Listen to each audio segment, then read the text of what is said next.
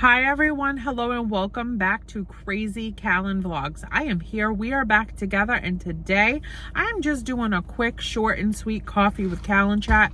I have my large black iced coffee from McDonald's. Yes, I do. It's $1.38. I really want to start making instant iced coffee at home, so I am going to look for that this week, just because $1.38 is still some money out of the bank that I don't need to be spending on a daily basis. And I might get a little small instant coffee, some ice for the freezer, and just make my own going forward. So that's a plan. Let's see if I can actually do it and stick to it, because I do like rolling up to my local McDonald's in the morning, saying hello and good morning to all of my favorite people that hydrate me and caffeinate me during the early morning hours. So I will miss them very much if I do that, but I am here. We are back together. I'm only here for a short amount of time. I'm running into the Dollar Tree in just a few minutes, probably like 10-15 minutes. The store will open, so I will go in there. I'm about to get balloons. I am about to get balloons because today, as a mom, I am having a pretty proud moment, and I just wanted to share a few minutes with you guys as my big, beautiful, happy family, and share my life with you and the moments that I'm having right now. My beautiful son and his fiance, Cindy, they are signing for their first house today. They bought a house. They did buy a house, and today is the signing for it. And I am so proud of him as his mom. His dad is so proud of him, and he has been such an incredible role model, father figure to our beautiful son. And so between the two of us, we're just having a moment this morning when we woke up and looked at each other and we said, our child is grown up. He bought his own house. He's going to be moving out, officially moving out into his own home to just establish himself into his adulthood and move toward his wedding. And then who knows what else after that, all the big goals and plans that he has. I know that for me, that has been his mom since the beginning of time. I'm having a very prideful moment, and it's just something that I've taken so seriously, being a mother, something that has been just so important to me every moment, every step of the way. Even before Isaiah was here, I used to dream of having a baby boy. I did, even from when I was a little girl. My best friend Jessica, that's still my best friend now, in our mid 40s. We've been, childhood best friends. Most of my friends now, at this day and age, are my friends since I was a young teeny tiny girl, and so were they. And they're more like my sisters, my family. They're also my son's aunts, and my best friend Jessica is his godmother.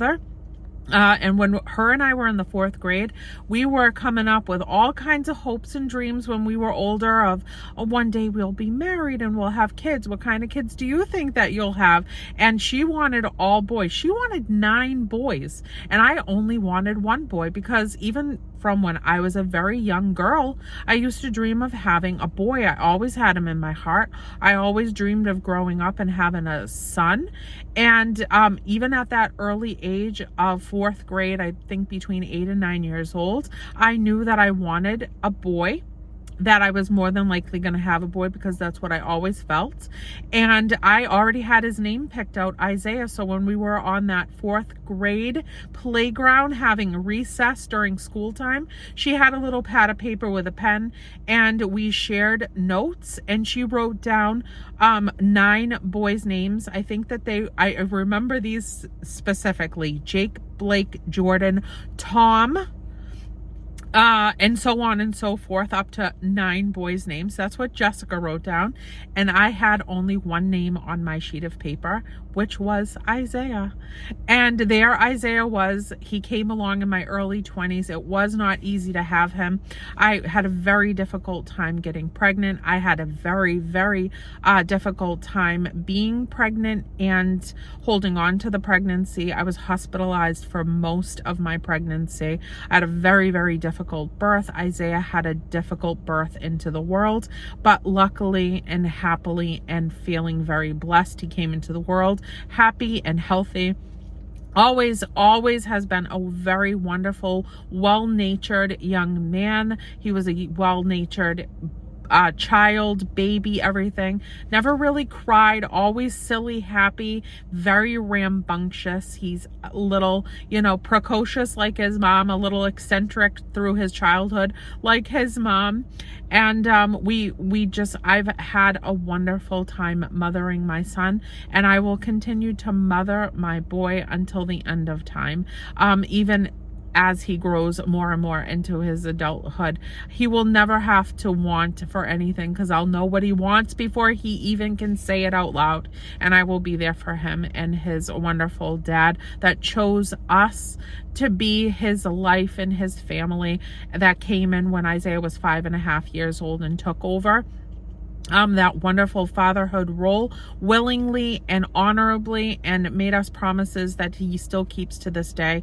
He is always going to be a dad to him, and we're just very proud parents, and we've worked really hard as parents. We have been very diligent, consistent parents. We always had a lot of goals and lessons and morals that we built into him. He watched us work really hard throughout his life, never give up. Anytime we ever had any troublesome times happening, any challenges, any trials and tribulations, he always watched us, just strong arm through them. And now, as he's an adult, he tells us on a pretty regular and consistent basis how proud he is of us. And he tells us how much, we mean to him, and how he watched us do things I didn't even think he would remember, at different points in his childhood and his upbringing, that he watched us do that really helped him become who he was and is today and continues to grow into. And that makes us feel so thankful for the whole journey, even the troublesome things, even the trials, even the difficulties. He learned significant things from that. And we were especially me, very communicating parents. And so if we did face anything, if we did go through challenges and many different times throughout, our life, we always made it a lesson for him if he was, knowledgeable about things that were happening or watching things that were going on. Even through my husband's health journey and stuff, it has taught my son to really take care of himself and really just promote us to take care of ourselves to the best of our ability. And he teaches us as much as we've taught him. He is just a well-natured, wonderful human being, and he's grown into quite a wonderful man, and he's a man of God and our faith that we believe in. And I'm just so thankful. I'm so thankful for our son. I'm so thankful for our life together, no matter the ups, the downs, the in-betweens, and just the honor that I've had being a mother and raising him is out of this world, is absolutely out of this world. I didn't think that I was going to be able to have a child because of the difficulties that I faced, not knowing that I had polycystic ovarian syndrome until after I actually gave birth, and they found it very significantly, and it kind of explained the whole problems that I faced and the difficulties through the pregnancy and the difficulties delivering and everything else. And they were quite surprised that I even had a child. But I do feel in my heart and in my soul that dreaming of him since I was small, he was meant to be here. He was meant to be here. And he came in like a force, and he's remained a force. And he's been such a gift, such a gift, such a good boy. He did well in school. He always was very prideful at the work he put into things. He was almost like a little perfectionist. He always liked to have things just so. He was very artistic, and he just has so many cool qualities about him. And I will never forget those earlier years. I'm sorry, my hand is almost given up. I was trying to hold up the phone on my steering wheel because my phone holder won't hold the phone today for some reason. But anyhow, even in his earlier years, he faced some challenges because he was a little eccentric like his mom, and kids aren't that nice. And through elementary and like middle school and stuff, kids would say certain things to him. He had a very cool, interesting, different way and style of dressing. And I always used to tell him, never mind what anybody says. You do what is best for you. You be who you are. You don't need to prove anything to anybody. And maybe, instill that in them too. And so he loved to like be somebody that liked to give like, his 2 cents, and he would call out, the kids that had troubles or the kids that had challenges and stuff like that through school, and he almost was like a little mentor to them even in his younger years. I used to go to parent teacher conference, and the teachers would say to me, your son has such a way about him that he can take a kid under his wings, and that comes from a difficult standpoint of like learning or making friends and whatever, and Isaiah will just become his best friend, and Isaiah will just help him with his schoolwork if he's done with his own first, and Isaiah will it will just be there for these kids like as if he's the teacher to the classroom. And it always used to make me just so happy to know that he had such that like leader built into him and who he was as a person. And I'm just very proud of him. He's watched me go through so many difficulties in his whole life, since his early childhood, but he never saw me give up. He never saw me give up. So one of the things that he thanks me for all the time now is the strength he always watched me have, because no matter what he faces, even his own challenges, even as he's facing moving into his adulthood and stuff like that through work or whatever is going on in his life, he never gives up. He has that drive and determination in him that he sees in myself and in my father, not my father, in his father, Richie. And he's like, you and dad, just taught me so many great things that I use every single day, and I'm just so thankful that you guys are so strong, and I got to see that and know that and become that too. And I just think that parenting is the most important role that you could take on. And it is not easy. And even though my son was a very, very well-natured, wonderful kid all the way through, and I didn't face even many challenges with him at all, even through his teenage years, which everybody always told me. It's so funny how everybody always projects like, themselves onto you. But everybody used to warn me, oh, he's good now, but wait until his teenage years, and he's good now, but wait until you see what he gets into as he's getting older, and this, that, and the other thing. Well, I don't know, maybe I'm just one of the lucky ones, but I had no issues through his teenage years, and now he's a young adult, and he's going to be 22, and he's kind of still remaining to be the same person he was even in his early years of coming into this world. And I couldn't be more grateful. And I think that it's really important to be involved in our kids' lives. And if we don't have kids of our own and we just love our nieces or nephews or our godchildren or our grandchildren or whoever they are, it's so important to be a strong role model in these kids' lives. Because someday they are going to grow up and be adults, and they are going to mimic a lot of what we share with them and we show them and we instill in them.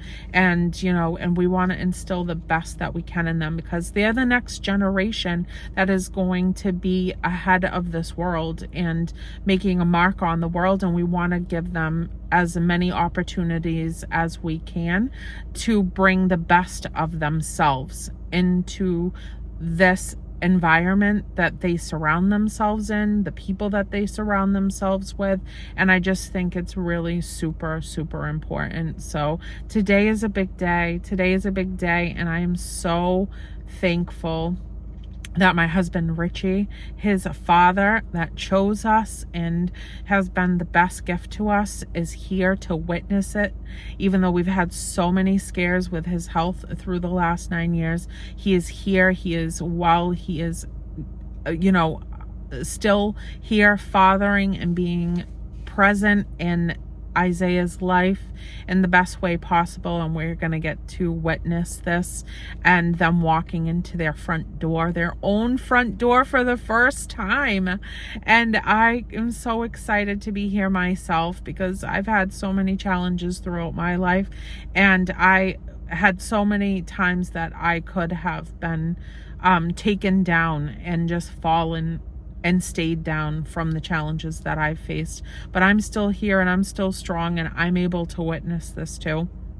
And I am very, very blessed today. I'm very blessed today. And I think that we all can make a difference in any youth's life. And I'm going to end it with this, because Isaiah had a moment over this past weekend with some of Cindy's younger cousins that are very, very young.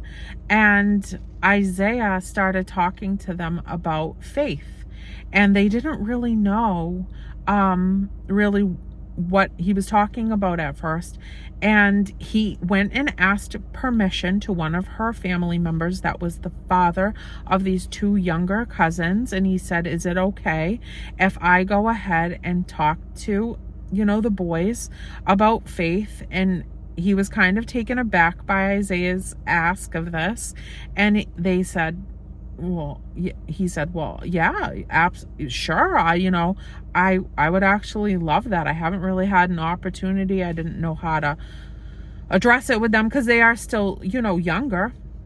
And Isaiah said, well, if you want to do it, I won't do it. He was like, but he said, if you want me to, I'm more than willing to just chat with them a little bit about it.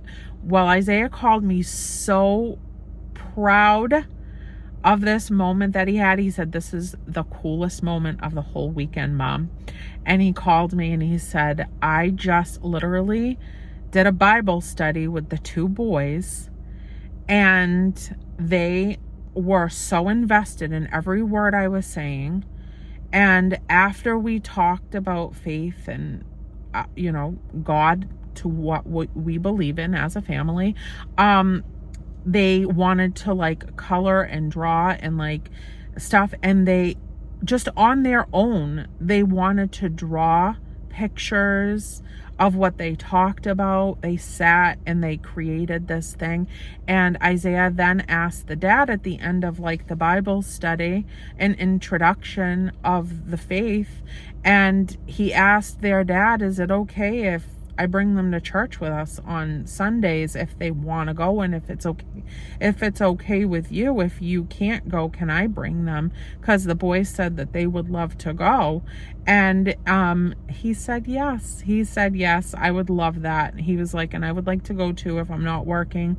I was like, but if I can't go and you're willing to take the boys, I would really appreciate that. So Isaiah said, I feel so awesome right now that these kids are now so excited about knowing God. And that is such a moment. My son is 21, about to be 22. And these are just the times that make me the proudest. So I'm going to end this with, if you are a parent, or you are an aunt, or you are a godparent, or whatever you have done in your life to mentor a younger youth in any way, shape, or form, or if you're a teacher, if you're anybody that has mentored a child at all and instilled in something in them that you see in them now as they've grown into adults, I would love to know what it is.